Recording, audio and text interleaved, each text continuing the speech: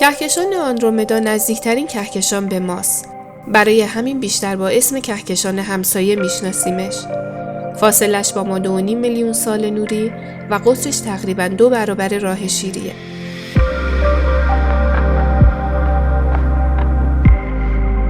ستاره شناسا با مطالعه جای ستاره ها تو کهکشان آندرومدا سال 2002 و تغییر جزئی جای اونا تو سال 2010 یعنی 8 سال بعد متوجه شدن که آندرومدا در جهت راه شیری در حال حرکته.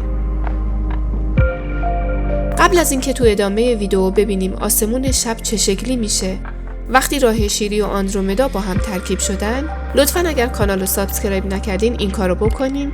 نظرات و پیشنهادات شما به من انرژی و انگیزه میده. البته هر دو کهکشان توی فضا در حال حرکتن، اما آندرومدا سرعت بیشتری داره و جهتش به سمت راه شیریه. پس کم کم داره به ما نزدیک میشه. اخترشناسا پیش بینی میکنن که چند میلیارد سال دیگه دو کهکشان به هم برخورد میکنن. البته اول ابرای ماژلانی اونها چندین بار از هم گذر میکنه و بعد بالاخره دو سیاهچاله مرکزی یکی میشن. اون وقت کهکشان جدیدی به وجود میاد که فرم بیضی شکل داره.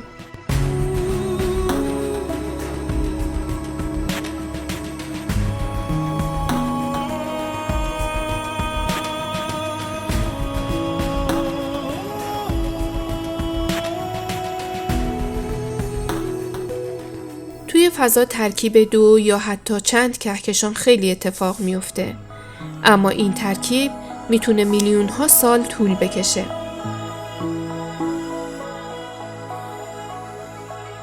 اگه نسل انسانی اون موقع وجود داشته باشه، وقتی کم کم آندرومدا به راه شیری نزدیک میشه، اونو توی آسمون شب بزرگتر و بزرگتر میبینیم و باز با نزدیکتر شدنش شکل بازوهای راه شیری عوض میشه.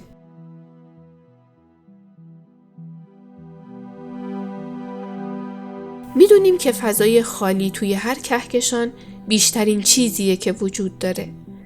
پس بعیده که توی این تداخل هیچ دو ستاره‌ای به همدیگه برخورد کنن. یا اینکه خیلی بعیده که توی منظومه ما ستاره دیگه‌ای جز خورشید پیداش بشه. البته اون موقع خورشید ما روزای پایانی زندگیشو میگذرونه و شاید توی کهکشان جدید عمرش به پایان برسه.